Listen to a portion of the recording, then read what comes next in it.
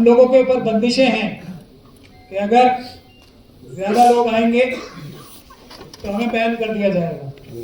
तो हम बहुत ही फूक फूक के कदम उठा रहे हैं। हमारा ये प्रोग्राम ऑल इंडिया मुस्लिम महापंचायत, आप सभी लोगों को पता है, ये रामलीला मैदान में होना था।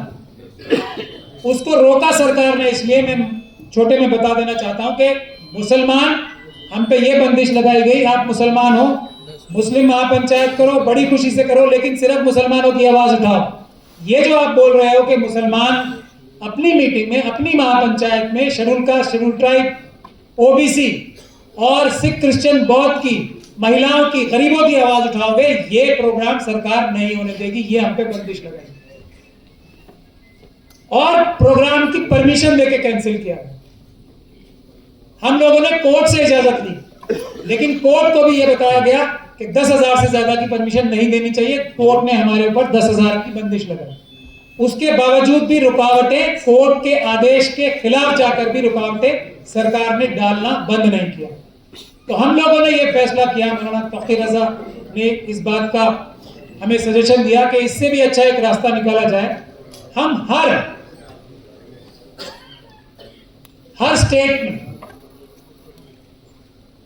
स्टेट में एक मुस्लिम पंचायत करें, जिसमें 500 लोगों की कमोबेश गैदरिंग की जाए, महनाज लोगों को बुलाया जाए, ओपिनियन मेकर्स को बुलाया जाए, और जब उसमें कुछ फैसले लिए जाएं। और आज की महफिल में भी मौलाना तौकीर रजा साहब अभी कोई जो इस मीटिंग का फैसला आप सब लोगों से डिस्कस करके निकाला जाएगा, उसका भी ऐलान करेंगे। क्योंकि हम लोग प्रैक्टिकल रास्ता, बहादुरी वाला रास्ता, ऐसा रास्ता जिससे हमें फायदा पहुंचे, सिर्फ जबानी जमा खर्च ना हो, वो निकालने के लिए आज यहां इकट्ठे हुए।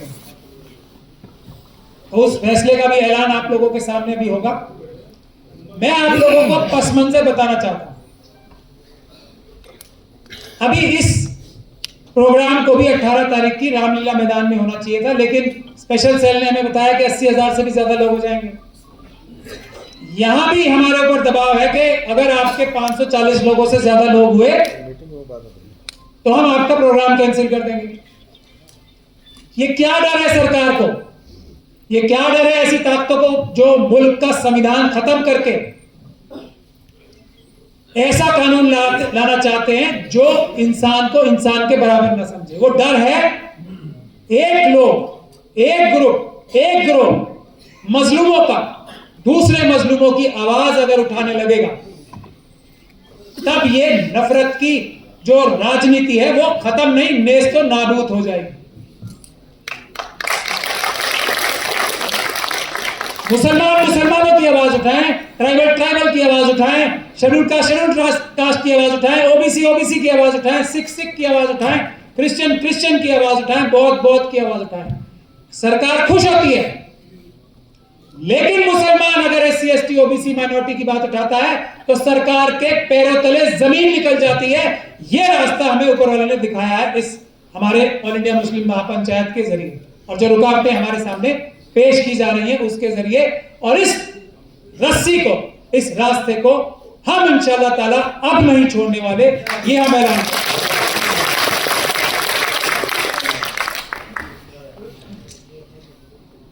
हमारे मुल्क में बाबा साहब डॉक्टर भीमराव अंबेडकर ने जो संविधान दिया, मैं बार बार जय भीम बोलता हूं, बहुत सारे लोग हैरान भी होते हैं कि पूछते भी हैं मुझसे।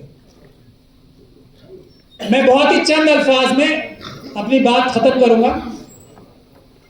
ये जो भारत का संविधान बना है, ये सिर्फ इंसान को इंसान के बराबरी का हक नहीं दिलवाता, ये बल्कि उसको इज्जत से जिंदगी दिलवाने के लिए भी सब वसाइल मुहैया कराता है।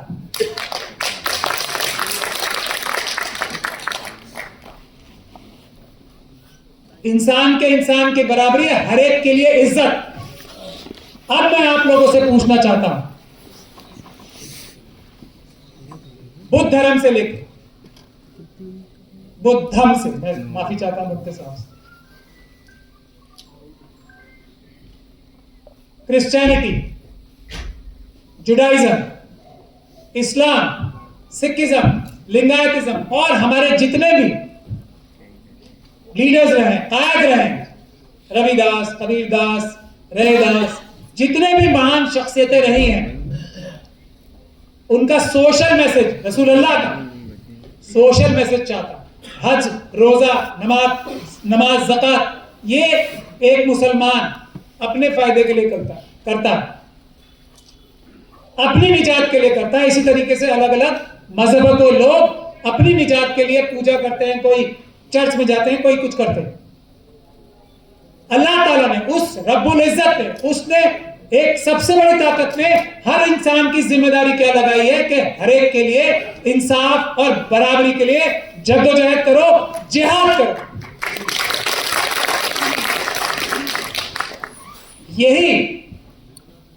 यही हर मजहब का सोशल मैसेज का जुज है हमारा भारत का संविधान। और इस संविधान को बनाने में बाबा साहब और उनके मुट्ठी भर साथियों को कितनी मेहनत लगी थी, इसका अंदाजा तभी आपको लगेगा जब आप उस वक्त के हालात देखो कि बाबा साहब डॉक्टर भीमराव अंबेडकर को, मुस्लिम कम्युनिटी को उनके हारने के बाद पूरी ताकत लगा के संविधान बनाने की कमेटी में भेजना पड़ा था। यह इस बात का सबसे बड़ा सबूत है।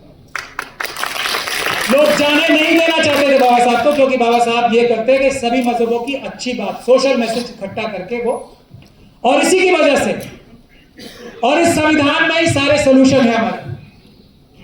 एक वोट का हक देकर, जो एक वोट लोग नहीं चाहते थे कि हर एक को एक वोट का बराबर का हक मिले। इस मुल्क के हर एक जमीन की गहराइयों से आसमान की ऊंचाइयों तक इस मुल्क के हर एक बाशिंदे को एक वोट का अधिकार देके बाबा साहब डॉक्टर भीमराव अंबेडकर के संविधान ने, आपके और हमारे संविधान ने हमें इस मुल्क का बराबर का मालिक बनाया है। यह भारत का संविधान है।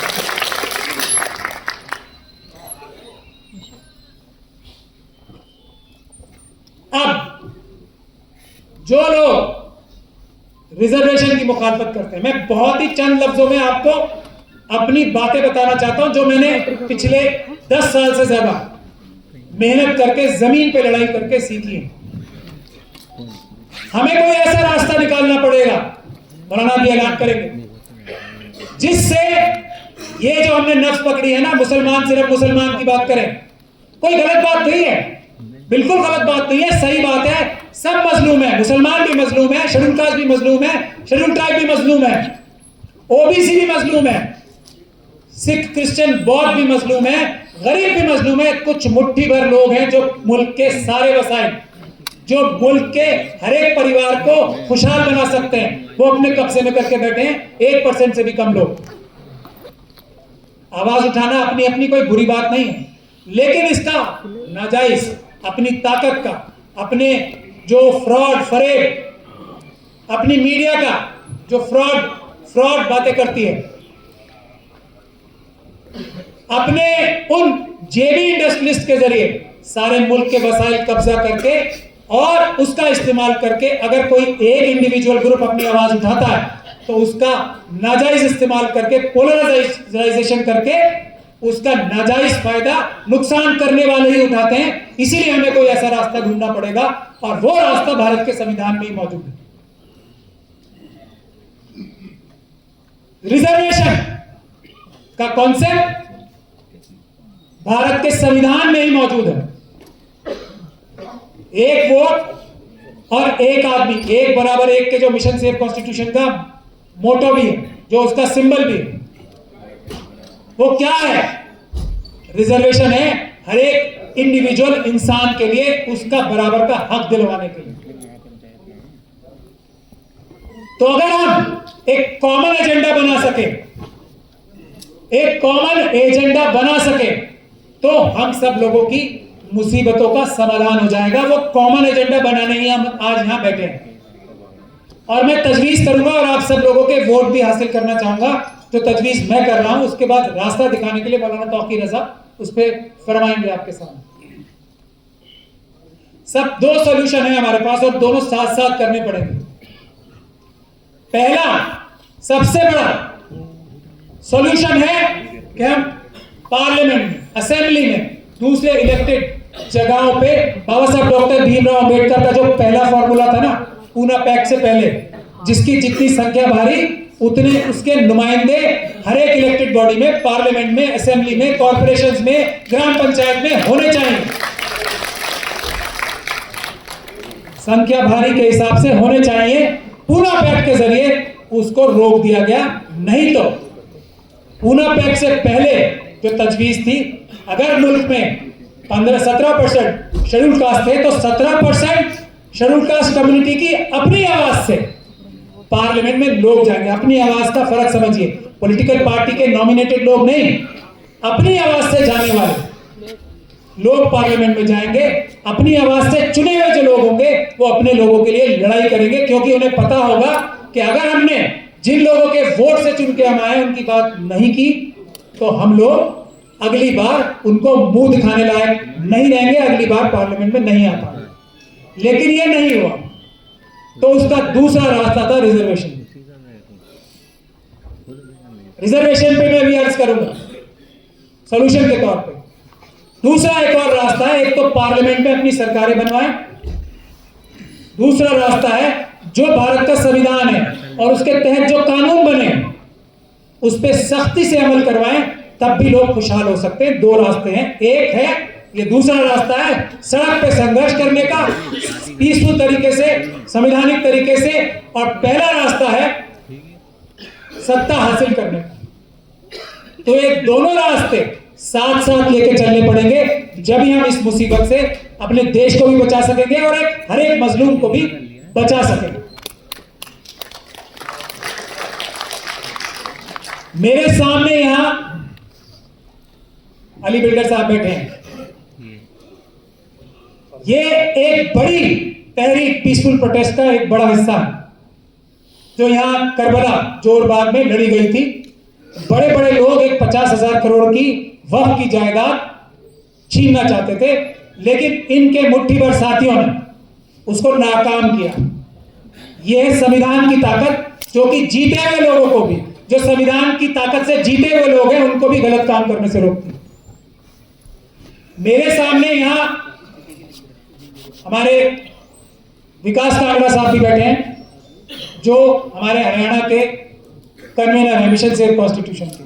आप लोगों ने एक दिल्ली कैंट का, एक हमारी छोटी बच्ची का रेप और मर्डर का केस सुना होगा, उनकी फैमिली भी आई हुई है यहां। उस लड़ाई को विकास कांगड़ा साहब ने अपने मुट्ठी भर साथियों के साथ लड़कर उनकी लड़ाई लड़ी थी। वो है संघर्ष का रास्ता, संवैधानिक रास्ता। मेरे सामने यहां डॉक्टर रितु भी बैठी हैं और मैं आप सब लोगों को दावत दूंगा। ये एक हमारी शेड्यूल कास्ट की पढ़ी लिखी ऐसी प्रोफेसर हैं जिनको एक खास किस्म की मानसिकता, जो कि संविधान के खिलाफ है, भाया नहीं कि इतनी अच्छी टीचर कैसे, इनको डॉक्यूमेंट्स फोर्ज करके दस्तावेज नकली बना के इनकी नौकरी छीन ली गई। ये अपनी लड़ाई, अपनी नहीं, अपने सारे जैसे लोगों की, जिनको झूठी बुनियाद पर जिनकी नौकरियां छीन ली जाती हैं एजुकेशनल इंस्टीट्यूशंस में, दूसरी जगहों पर, उनकी लड़ाई पिछले आज 110 दिन से लड़ रही है सड़क पे बैठ के। ये है रास्ता दूसरा, दिल्ली यूनिवर्सिटी। तो ये जो रास्ते हैं ये इख्तियार करना बहुत जरूरी है। उसके लिए भी मिशन सेव कॉन्स्टिट्यूशन, ये जो हमने अभी आपसे अर्ज किया कि हर एक स्टेट कैपिटल में ये मुस्लिम पंचायत होगी और वो सभी की आवाज उठाएगी, तो हम ये चाहते हैं कि हमारे इस तरह की सड़क पे लड़ाई करने के ऑफिस भी खुले हर जगह। ये हमारा पहला रास्ता है कि जो सरकारें चुनी हुई हैं उनको भी मजबूर करें कि हक तलफी ना की जाए, उनको भी मजबूर करें कि हमें खुशहाल रखा जाए। मिशन सेव कॉन्स्टिट्यूशन ने दिल्ली दंगों में, और यहां पर जो नेशनल हॉकर्स फेडरेशन के लोग भी आए हुए हैं हमारे, और उसमें हमारे दिल्ली के कन्वीनर भी एक महत्वपूर्ण कड़ी है। अभी आप सब लोगों के सामने राजेश कुमार जी आए थे, उन लोगों ने भी पुलिस को, जो मैं बार बार कहता हूं ना, ये सरकारी नौकर हमारे नौकर हैं, पुलिस को, नौकरों को नौकरों की जगह रखने का काम भी नेशनल हॉकर फेडरेशन ने बड़े अच्छी तरीके से दिल्ली में किया है। उसके लिए भी वो तारीफ का मुस्तहिक है। तो पहला काम तो हमारा यह है, नौकरों को नौकरों की जगह पे रखे मालिक। ये सुप्रीम कोर्ट के जजेस, ये प्राइम मिनिस्टर, ये चीफ मिनिस्टर, ये आईएएस ऑफिसर, ये चीफ सेक्रेटरी, ये सब हमारे नौकर हैं। तो नौकर को नौकर की जगह रखना, उससे नौकर की तरह काम कराना, इज्जत से, मैं बेइज्जती करने की, नौकर का मतलब बेइज्जती नहीं, इज्जत से काम कराना, लेकिन काम करने के लिए संवैधानिक तरीके से मजबूत करना, ये पहला रास्ता।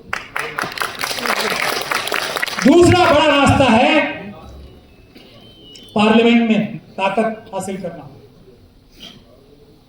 पहले रास्ते के लिए और दूसरे रास्ते के लिए भी ताकत हासिल करके हम क्या करेंगे, उस पर मैं अपनी बात बताकर मैं अपनी बात खत्म करना चाहूंगा। 100% रिजर्वेशन, यही जो बात है, ये एक ऐसा सॉल्यूशन है। अगर हम 100% 100% रिजर्वेशन मांगेंगे, जमीन से की गहराइयों से लेकर आसमान की ऊंचाइयों तक, हर एक इंसान के लिए, हर एक कम्युनिटी के लिए, और इसमें इस बात का भी खास ध्यान रखना जरूरी है कि कम्युनिटी के अंदर भी गिरोह होते हैं, इस बात का खास ध्यान रखना जरूरी है। हर एक कम्युनिटी के अंदर, हर एक मजहबी ग्रुप के अंदर, हर एक जाति के अंदर भी सब जातियां भी होती हैं, उनकी भी सब जातियों के हिसाब से, उनके भी संख्या के हिसाब से उनके रिजर्वेशन, 100% रिजर्वेशन, सिर्फ पढ़ाई और नौकरियों में नहीं, बिजनेस में, हर पोस्ट पे, प्रधानमंत्री की पोस्ट पे, चीफ मिनिस्टर की पोस्ट पे, मंत्रियों की पोस्ट पे, कॉन्ट्रैक्ट्स में, सरकारी कॉन्ट्रैक्ट्स में, हर चीज में भारत की, जिसकी जनता हमारी, हम मालिक है बराबर के, 100% रिजर्वेशन, यही एक सॉल्यूशन है। फिर हमें किसी को मजलूमियत की जरूरत ही नहीं पड़ेगी, कोई मजलूम ही नहीं रहेगा अगर हम 100% रिजर्वेशन गवर्नमेंट सेक्टर में और प्राइवेट सेक्टर में, दोनों में एक ही एजेंडा अगर हम सबका हो जाए, इसी एजेंडे के लिए हम सब लोग मजबूती के साथ लड़ाई करें, तो मुझे नहीं लगता हमें किसी को भी अपनी अपनी बात करने की भी जरूरत पड़ेगी। हमारे जो ब्राह्मण, जो समाज से आते हैं लोग, उनका भी 2.5 से 3% सरकार खुद दरवाजा खटखटा के उनके घर पे पेश करके आया करेगी, जो हमारे दूसरे जो जनरल कैटेगरी के लोग भी हैं, वो क्योंकि 100% रिजर्वेशन हो चुका हो। दरवाजा खटखटाने की जरूरत इसलिए पड़ेगी तब SC ST OBC और माइनॉरिटी का राज होगा। तो इसलिए हम लोग घर जाके उनका हक उनके घर पे देके आए।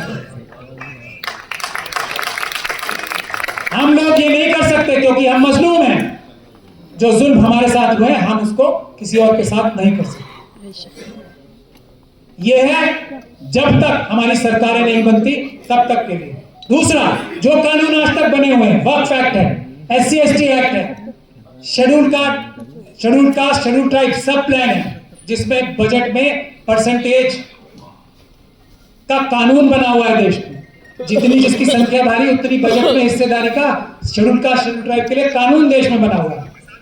वक्फ, SC ST act, SC ST सब प्लान, रिजर्वेशन नौकरियों में और एजुकेशन में जो आज की तारीख में मौजूद है, जिसको बैकलॉग और नॉट फाउंड सूटेबल के जरिए खत्म किया जाता है, उसके इम्प्लीमेंटेशन जो सरकार, जो पार्टी करना चाहे और उसके सबूत हमें दे, धोखाधड़ी नहीं, वो है उस टाइम से पहले का सलूशन, जो पहला सलूशन है जब तक हम अपनी सरकारें नहीं बनाते।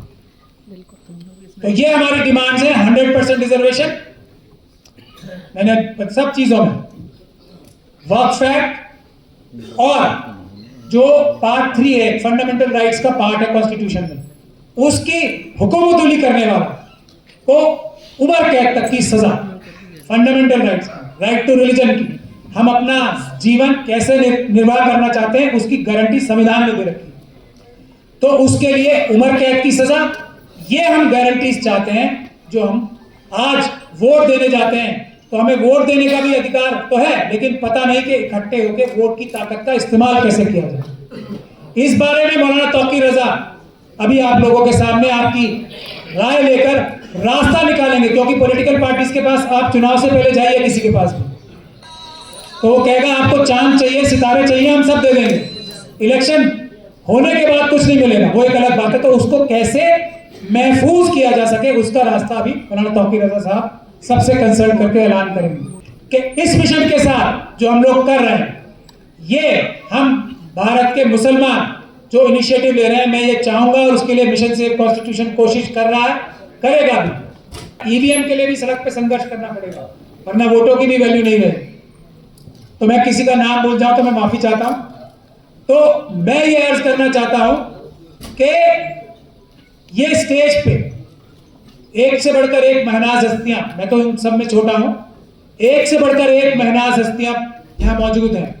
मौलाना तौकीर रजा की गाइडेंस पे स्टेज पे हमारे कोई आदमी नहीं है, क्योंकि सब बराबर हैं।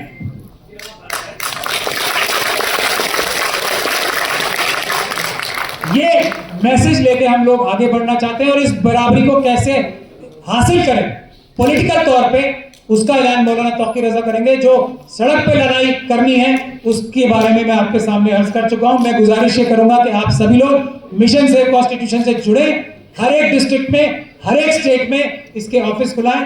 हम सरकारी अधिकारियों को और पुलिस के अधिकारियों को कानून की ताकत से मजबूर करेंगे कि वो अपनी कानून की शपथ के हिसाब से काम करें, किसी पॉलिटिकल दबाव में, किसी लालच में, किसी करप्ट मोटिव से काम ना करें। बहुत बहुत शुक्रिया आप सभी लोगों का यहाँ आने के लिए, और मैं उम्मीद करता हूँ आगे भी आप लोगों का सहयोग जारी रहेगा। बहुत बहुत शुक्रिया। खुदा हाफिज़।